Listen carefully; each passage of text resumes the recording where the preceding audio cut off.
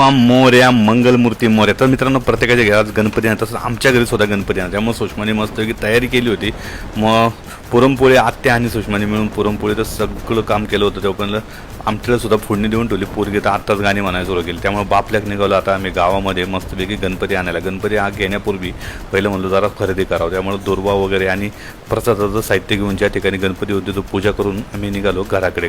पोचल्यानंतर गणपतीला घेतलं आणि आता आगमनाच्या दृष्टीने घराकडे निघालो. तर मित्रांनो, सगळेजण गणपती बाप्पा मोरया, मंगलमूर्ती मोरया म्हणत घराच्या उंबऱ्यापर्यंत पोचलो आणि गणपतीचं औक्षण करून गणपतीला पहिलं खाली विधिवत पूजासाठी ठेवलं. त्यानंतर विधिवत पूजा चालू केली. सुषमा आणि तसेच दक्षिणी मस्तपैकी सगळी पूजा करून वरती गणपतीला आम्ही विराजमान केलं आणि आरती घ्यायला सुरुवात केली. लहानांपासून थोरांपर्यंत सगळ्यांना आरती मिळावं म्हणून थोडा प्रत्येकाला थोडा चान्स दिला. त्यामुळं सगळ्यांनी आरतीचा चान्स घेतला आणि त्यानंतर छोट्यांनी जर मस्त आरतीचा चान्स घेऊन आम्ही आरतीचं दर्शन घेतलं. तोपर्यंत इकडं मोदक आता पूर्ण होत होते. मस्त मोदक तळाय घेतले. आमटीसुद्धा होत होती.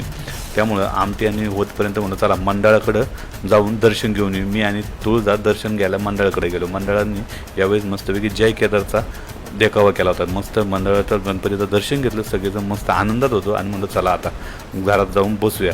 त्यामुळे घरात जायला बसायला गेलो तर मस्त झोप यायला लागली. मस्त झोपलो आणि बघतोय तर काय डायरेक्ट संध्याकाळीच उठलो 8 वाजता.